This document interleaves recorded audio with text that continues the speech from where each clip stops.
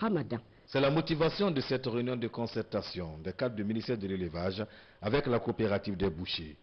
Initiée par le ministère de l'élevage, la rencontre vise à soulager les populations au courant du mois saint du Ramadan à avoir un accès facile à la chair animale. Malgré les difficultés de l'opération, les bouchers sont prêts à s'inscrire dans cette logique.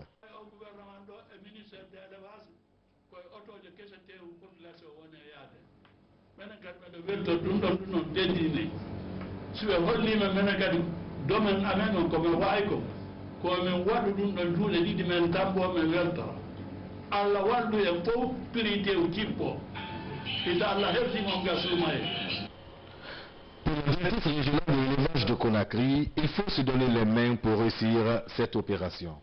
Moi, je crois que nous n'aurons pas beaucoup de problèmes pour la réalisation de cette activité que le gouvernement, de ce programme du gouvernement-là.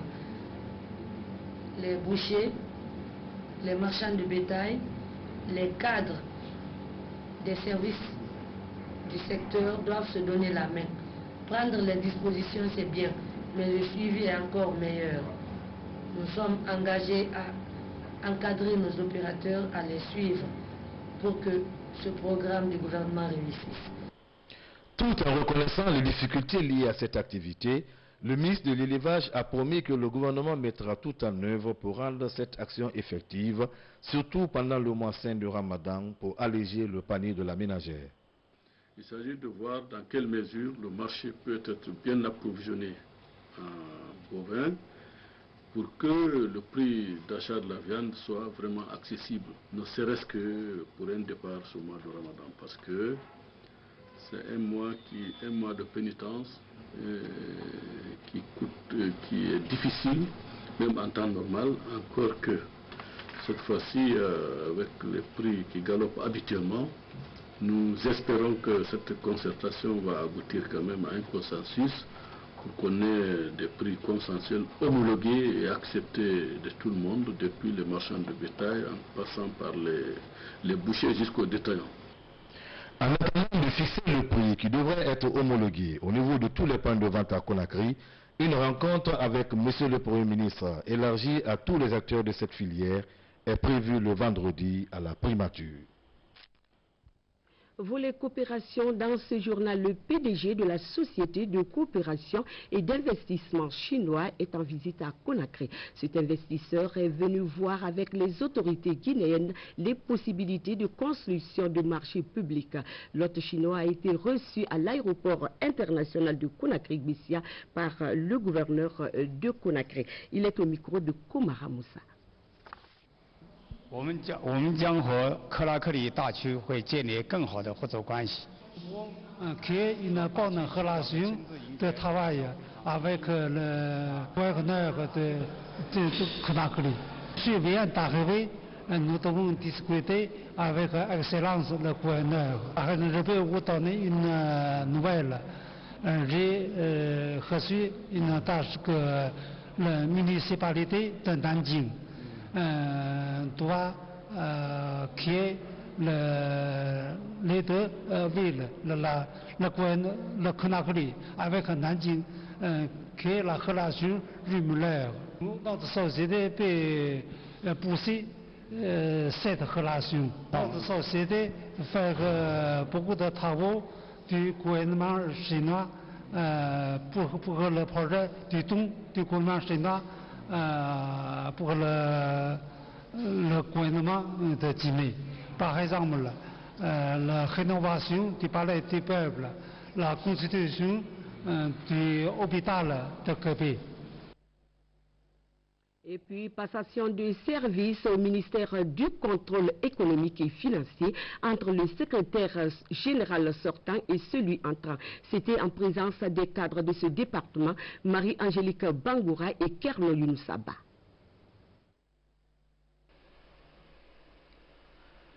Après quelques années de service rendus au département du contrôle économique et financier en qualité de secrétaire général, Mamadou Saliou Tanou Diallo passe le témoin à Lamine Sano ce mardi devant de nombreux cadres de ce ministère.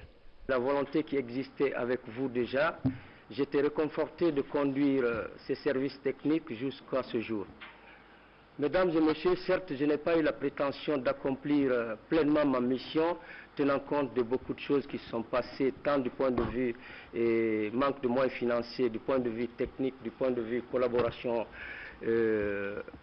qui m'ont permis d'aboutir à certains résultats dont le contenu se trouve dans nos rapports d'activité 2011 et partiellement le trimestre 2012. Et je suis fier d'avoir accompli cette mission avec vous et je suis réconforté à plus d'un titre par rapport à votre collaboration. Pour celui entrant, les défis qui l'attendent sont nombreux. La mine Sano veut s'investir pour l'excellence des activités du ministère du Contrôle économique et financier, considéré comme un maillon essentiel de l'économie nationale. Je voudrais ici rassurer devant vous le président de la République. Je veillerai avec votre concours à assurer pour le meilleur le bon fonctionnement de notre administration, socle de l'appareil étatique. En deuxième lieu, j'adresse mon remerciement à notre ministre pour la confiance qu'il ne cesse de témoigner à ma personne. Monsieur le ministre, je connais l'importance et la détermination de votre engagement dans la réussite des missions qui vous sont confiées. Je voudrais vous rassurer de mon total investissement, car en effet, j'entends être pour vous un support approprié dans la concrétisation des missions qui sont les nôtres. Le président de la cérémonie, lui, après avoir remercié le secrétaire général sortant pour son bilan, s'est adressé à celui entrant pour définir les directives qui lui incombent pour réussir le pari du changement souhaité par le professeur Alpha Condé. La signature des procès-verbaux, suivie des bénédictions des sages, ont clos la rencontre. Je le disais en titre, à l'heure de la campagne agricole, le gouvernement s'active de même dans le désenclavement des zones de production. À l'Ilouma, la piste de Popodara connaît actuellement les travaux de réflexion des points critiques. Des précisions avec notre reporter Ibrahima Kita. Après le lancement de la campagne agricole 2012 et la mise à disposition des intrants, le gouvernement s'est tourné vers le désenclavement des zones de production, une démarche qui s'inscrit dans le cadre de l'acheminement vers les grands centres des productions agricoles. C'est dans cette optique que les 45 km 400 qui séparent Popodara de l'Ilouma viennent de connaître le début des travaux de traitement des points critiques. Nous sommes actuellement sur le reprofilage, parce qu'il y a le reprofilage de 7 km. Ce n'est pas tous les linéaires. Donc c'est par point linéaire. Nous allons essayer de faire le traitement de sorte que la route soit circulable d'ici la fin de la saison des pluies. Et pour un travail de qualité, Belco BTP a réuni les moyens techniques nécessaires pour le respect du délai contractuel. Compte tenu de la saison des pluies, on est obligé de faire vite et bien. Donc aujourd'hui, tout ce qu'on a besoin pour sortir la transferme de ces travaux-là sont mobilisés. Machines, matériaux pour la construction des ouvrages, personnel, tout est mobilisé. Déjà, ce qui est fait donne satisfaction à la mission de contrôle. Ce que je vois pour ce début, je vois qu'avec l'allure, au fur et à mesure, les délais, ils seront dans le délai contractuel. Cette piste désenclavera très bientôt les sous-préfectures de Djountou et Corbeil, considérées à juste titre comme des greniers de la préfecture de l'Ilouma. Dans ces deux sous-préfectures, les riverains se disent satisfaits de cette action du gouvernement.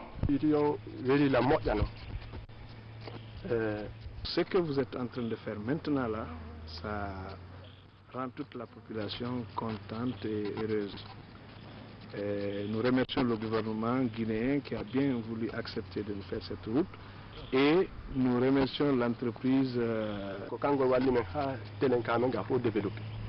Ces travaux et d'autres aujourd'hui visibles sur le terrain prouvent que le changement tant souhaité par les Guinéens est en marche à la satisfaction de tous les citoyens. Ibrahima Keita, des difficultés de circulation routière, on en parle encore en cette période de grande pluie. Des nids de poules sont constatés sur certaines artères. Un casse-tête pour les conducteurs de véhicules. L'on se rappelle encore, ces trous avaient pour la plupart été bouchés à l'intérieur de la capitale. Suivez les précisions avec Kerno Ousmane Diallo. Une route dégradée, des trous inévitables, une eau stagnante dans laquelle il faut absolument foncer. C'est le genre de trajet qui donne du fil à tordre aux conducteurs d'engins roulants. En cette saison hivernale, l'état des routes est le souci le plus partagé par les chauffeurs, alors que ces trous viennent à peine d'être bouchés. L'état des routes pour le moment, ça reste à désirer. Moi, je viens d'avoir une crevaison, regarde. Je viens d'avoir une crevaison, mes bouchons de rue ont été décollés, voici. Je viens d'avoir une crevaison, mon pneu est cassé complètement. À cause de la route, c'est descendu dans un trou, le pneu a éclaté. Mais nous sommes complètement épuisés par les trous d'air dans cette ville-là. Il n'y a pas de tout. Partout où tu passes, tu as toujours à aller au garage pour tes pneus qui sont cassés ou pour quelque chose. Pourtant, à la direction de l'entretien routier, on assure qu'environ 6000 m² de nids de poules ont été bouchés depuis le début de l'année à travers le pays. Un effort qui a nécessité la mobilisation de plus de 2 milliards de francs guinéens. Le réseau routier a un âge d'exploitation. À cet âge-là, et quand il dépasse les limites d'entretien, il rentre dans le portefeuille des investissements. Malheureusement que les fonds de construction routière sont devenus très rares. Ainsi, nous assumons ces charges-là en lieu et place des investissements. Et il n'y a pas longtemps, on a procédé à un bouchage de trous. Il y a des trous qui sont ouverts, mais si vous constatez, si vous êtes donné du temps de constater les trous qui sont ouverts, c'est les trous partout où les systèmes de canalisation sont bouchés. Donc l'eau, maintenant, à défaut d'une voie de passage, a emprunté les routes. Si le reprofilage des routes doit aller de pair avec l'éducation citoyenne, une seule chose reste certaine en Guinée. L'État doit faire face à la reconstruction des routes car le réseau devient de plus en plus vieillissant. À peine 50% des 2400 km de routes bitumées dont dispose le pays sont aujourd'hui en bon état. La Fondation André Flamy pour les œuvres humanitaires et pour la protection de l'enfance s'intéresse désormais aussi à la protection et à l'embellissement des établissements scolaires. L'artiste est allé planter le week-end dernier une centaine de fleurs dans l'enceinte de l'école primaire du centre au quartier Almamia dans la commune de Kaloum. Une manière pour lui d'inciter les autres artistes à faire autant. Reportage Alcine Pascal Dine. Après avoir réalisé plusieurs gestes humanitaires en faveur des personnes démunies, ce jeune artiste rappeur André Flamy décide de s'investir aussi dans le domaine environnemental. Une ambition qui se matérialise par ces 780 pieds de fleurs plantés dans l'enceinte de l'école primaire du centre située à Kaloum, un établissement qui a vu évoluer plusieurs cadres du pays. Pour André Flamy, que l'on surnomme aussi le maître des mots, celui qui a planté un arbre n'aura pas vécu pour rien sur terre. Et ce n'est qu'un début parce que c'est un processus qu'on a engagé.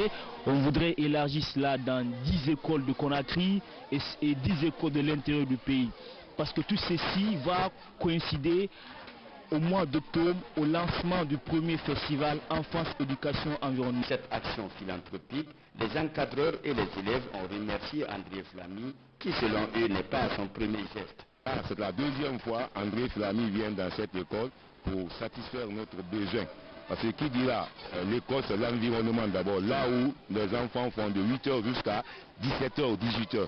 Et si l'environnement là est bien aménagé, vraiment au nom de la direction de l'école, nous remercions cet artiste. Que Dieu lui fait grandir. André Flamy, ce qu'il est venu faire dans notre école, c'est bon ce qu'il a fait. Ces fleurs représentent de les protéger, de ne pas de mettre toujours l'eau sur ça pour que les fleurs grandissent. André Flamy n'entend pas rester là. Il compte étendre ses œuvres d'éclairage à travers d'autres établissements d'enseignement scolaire, tant à Conakry qu'à l'intérieur du pays. Page noire de cette édition, Elhadj Lamine Diallo, conseiller à la Cour suprême, a rejoint mercredi sa dernière demeure au cimetière de Cameroun. Un ultime hommage a été rendu à cet ancien cadre décédé le 9 juillet suite à un arrêt cardiaque sur son lieu de travail. Aïssatou Kanibari. Elhadj Lamine Diallo n'est plus. La mort vient de l'arracher à notre affection ce lundi 9 juillet 2012 suite à un arrêt cardiaque. Jusque-là, conseiller à la Cour suprême, Feu Elhadj Lamine Diallo a occupé quelques postes importants au sein de l'administration judiciaire tels que substitut général près de la Cour d'appel et le tribunal criminel de Conakry.